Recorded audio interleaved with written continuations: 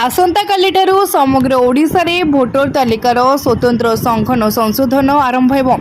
समस्त बूथ स्तरीय अधिकारी बा बीएलओ माने आसंता कालिठारु जून 28 तारिख पर्यंत घर को घर परिदर्शन करिवे बोली कहिसंती राज्य मुख्य निर्वाचन अधिकारी आरएस गोपालन।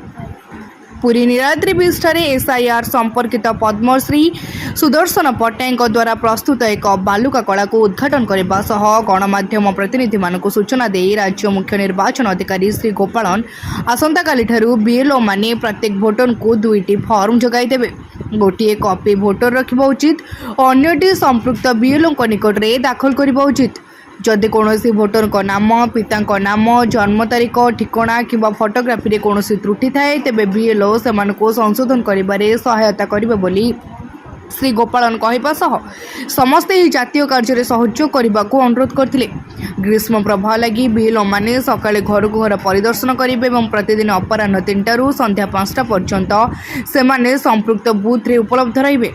राज्य में प्राय 95 भाग मैपिंग होइछि जहाँ एक बड़ सफलता बोली कहवा सह समस्त बीएलओ मानकु श्री गोपालन धन्यवाद अर्पण करथिले। जिलापाल दिव्यज्योति परिड़ा पुरी जिलार एसआईआर कार्यक्रम सूचना प्रदान सह बीएलओ और सुपरभाइजर मानकु प्रशिक्षण दिया जाई समस्त व्यवस्था करा जाइछि बोली सूचना देथिले। भोटर माने निर्वाचन कमिशनर ऑफिशियल वेबसाइट रो फॉर्म डाउनलोड करि परिबे, सेगुडी को पूर्ण करि परिबे और ऑनलाइन रे अपलोड मध्य करि परिबे। फॉर्म पूर्ण करिबारे जेकोनोसी असुविधार सम्मुखीन होउतवा भोटर मानकु बीएलओ माने पूर्ण सहायता जोगाई देबे। सीओ आहुरी सूचना दैछंती जे अण भारतीय नागरिक मानकु सीधा सड़क भोटर तालिकारु बाद दियाजिबो। एही कार्यक्रम रे अतिरिक्त सीओ सुशांत कुमार मिश्र, अतिरिक्त जिलापाल प्रशासन शरद चंद्र बेहेरा, अतिरिक्त जिलापाल राजस्व डॉक्टर शरद चंद्र महापात्र, अतिरिक्त जिलापाल प्रोटोकॉल नीलमाधव भोई, डेप्यूटी सीओ लक्ष्मी प्रसाद साहू, अनामिका सिंह, वित्त परामर्शदाता अतिरिक्त सचिव संजय लुगुन, उपजिलापाल राजकिशोर जेना, उपसचिव शाश्वत प्रधान, अतिरिक्त उपजिलापाल नीलमाधव माझी, निर्वाचन डेप्यूटी कलेक्टर रुनिता प्रधान प्रमुख जोग देथिले। मुख्य निर्वाचन अधिकारी परामर्श क्रमे बीएलओ और बीएलओ सुपरभाइजर निजर अभिज्ञता और कार्य संपर्क में सूचना देथिले। सूचना योग्य जे एसआईआर योग्यता तारीख चलित वर्ष जुलाई 1 रु धार्य करा जाइछि।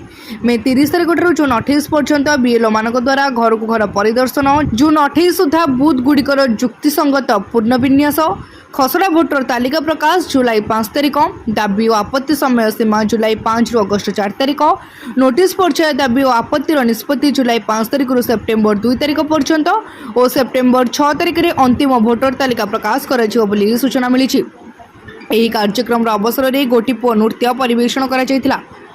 ଆସନ୍ତା କାଲି 30 ରୁ 28 ଜୁନ ପର୍ଯ୍ୟନ୍ତ बीएलओ माने घर घर को बुलिकरी जतिकी 2025 वोटर तालिका रे थिबा सब वोटर मानकु 2टा कॉपी एनुमरेशन फॉर्म देबे, परिगणना फॉर्म फिलअप करिवे, फिलअप करी बीएलओ को देबे। से ये प्रक्रिया 28 जून जाए चालू रहिबो। आज ही आमे सेति पई पूरी जिला का आसीचु।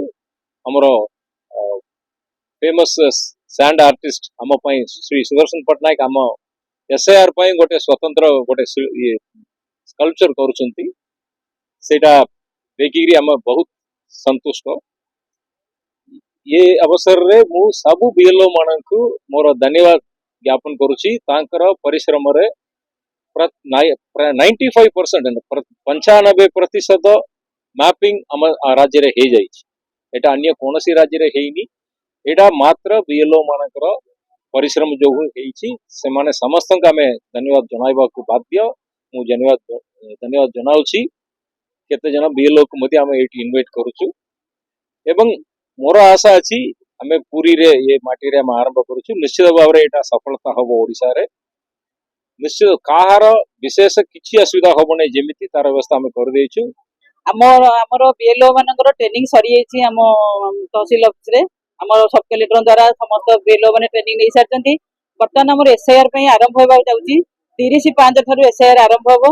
30/5 थारु हमर 28/6 तारिख पर्यंत बीएलओ माने हमर एनुमरेशन फॉर्म नेकी प्रति घर बुलिबे। 28 जाई से माने तांकर एनुमरेशन फॉर्म देकरी गोटिए फॉर्म एक्नॉलेजमेंट भाबे रे भोटर को देबे एवं गोटिए फॉर्म आनिकी ऑफिस रे हमर सब कलेक्टर ऑफिस रे दाखल करिवे। 28/6 ପରେ 5/7 दिन आमर खसड़ा भोटर तालिका प्रस्तुत होकर बाहर तापर आमर 4/8 पर्यंत रही समस्त दाबी निष्पत्ति ग्रहण कर समय 4/8 ରୁ 2/9 पर्यंत आमर जो कौन दाबी आपत्ति थी तार चूड़ांत निष्पत्ति एवं 6/9 चूड़ांत भोटर तालिका बाहर थे 5/7 गोटे भोटर तालिका बाहर खसड़ाटी एवं 6/9 आमर फाइनाल भोटर तालिका भोटर जमती आम जाचु आम जिले में स्वतंत्र सघन संशोधन बा SIR प्रक्रिया आरंभ हो जाइए। जिले में मई मास 27 तारीख सुधा मोट भोटर पाखापाखि 13,87,930 रही। 18 ରୁ 19 वर्ष वयस्क युव भोटर संख्या 24,520 रही। सेहीपरि 85 वर्ष ऊर्ध्व भोटर संख्या आमर 16,736 जन रही बेले दिव्यांग भोटर संख्या पाखापाखि 17,677 रही। जिला प्रशासन पक्षर समस्त योग्य भोटर को यही स्वतंत्र सघन संशोधन प्रक्रिया रे सक्रिय सहयोग करने को आम समस्त को अनुरोध करुचु।